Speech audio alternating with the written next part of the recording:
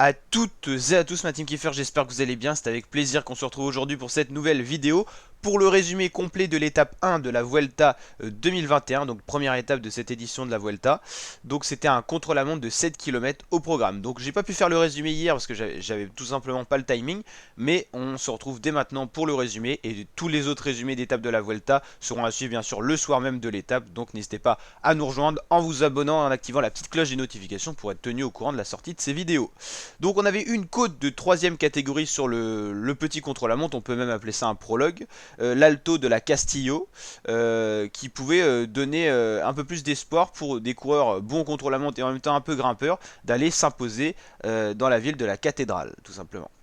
Donc tous les coureurs donc, se sont élancés un par un, on a donc pu voir un petit peu les effectifs en présence de chacune des équipes, et c'est finalement Primoz Roglic qui s'impose et qui porte le premier maillot rouge de cette Vuelta. Ça donne déjà le ton, on voit que Primoz Roglic il a une meilleure forme que sur le Tour de France où il était complètement passé à côté, il avait dû même abandonner avant d'aller disputer les Jeux Olympiques où ça n'avait pas été forcément sa tasse de thé non plus. Donc Primoz Roglic remporte ce contre-la-montre devant Alex Aramburu pour la Astana, devant également Jan Traknik, Tom Scully, Joseph Cerny, Van Barle, Bagioli, Craddock, Matthews, Vlasov, un autre leader important pour la Astana, Jan Polanc, Sepkus, Chadaga. A noter la très bonne performance de Romain Bardet qui signe un de ses meilleurs contre-la-montre de sa carrière, même si c'était sur une courte distance, avec cette team DSM qu'il a peut-être un peu mieux briefé au niveau du contre-la-montre, qui était son point faible.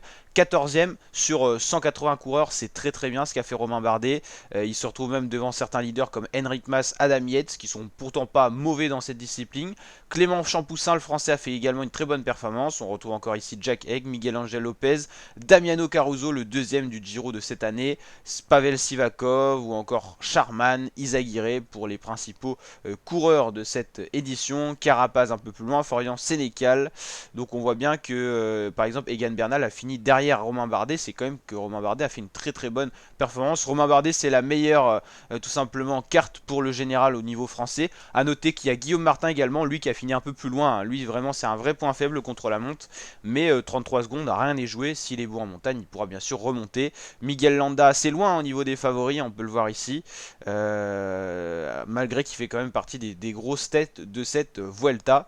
Un de ses points faibles bien sûr, le prologue et le contre-la-montre.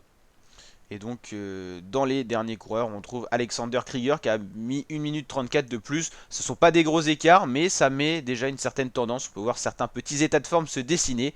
Et Primoz Roglic a bouclé le contre-la-montre avec 53,3 km/h de moyenne sur une distance de 7 km.